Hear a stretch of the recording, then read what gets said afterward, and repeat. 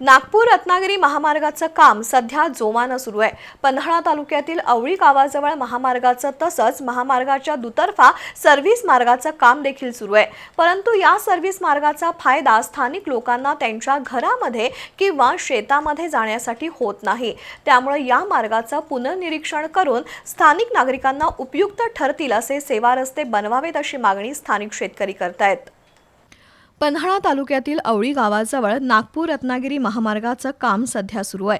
या महामार्गाच्या दुतर्फा सेवा रस्त्याचं कामही जलद गतीनं सुरू आहे। मात्र या सेवा रस्त्याचा फायदा तिथल्या स्थानिक रहिवाशांना तसंच शेतकऱ्यांना होत नाही।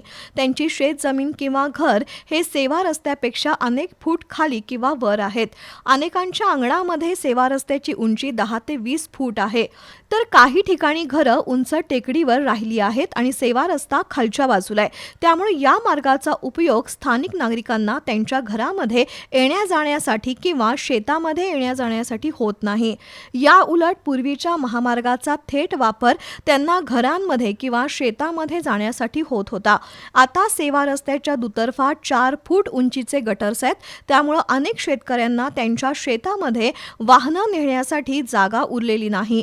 शेतमालाची वाहतूक करण्यासाठी वाहन रस्त्यावर थांबून डोक्यावरून शेतमालाची वाहतूक करावी लागतीये।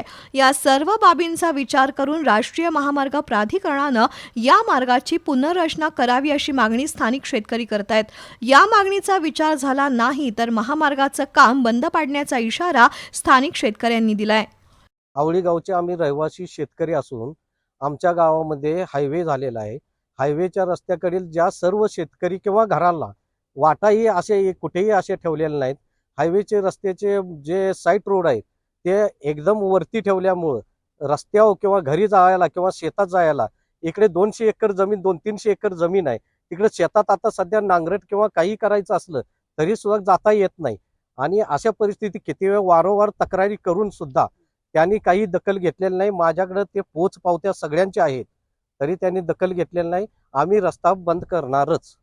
माझ्या घरापुढे 20 ते 25 फुटाची वॉल झाली आहे।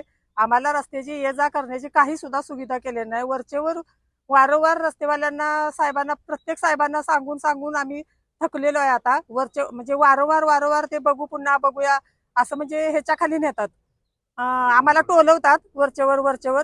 आमचं आता सध्याला 50 भर लिटर दूध आहे। रोजचे आम्हाला नाही म्हटलं तर 2-3 पोती खाद्याची लागतात। झालं तर इतर आणि काहीतरी असतेच। एवढं सगळं आम्ही आता डोक्यानं सगळं न्यायचं हे काय आता म्हणजे तेवढं काय आता पेलतंय का? ती आता काही पहिली परिस्थिती आहे का आता? दरम्यान याबाबत महामार्ग कंत्राटदारांशी संपर्क साधला असता त्यांनी आपल्याला दिलेल्या नकाशाप्रमाणे सध्या काम सुरू आहे। स्थानिक शेतकऱ्यांनी त्यांच्या समस्यांबाबत राष्ट्रीय महामार्ग प्राधिकरणाशी संपर्क साधावा असं आवाहन केलंय।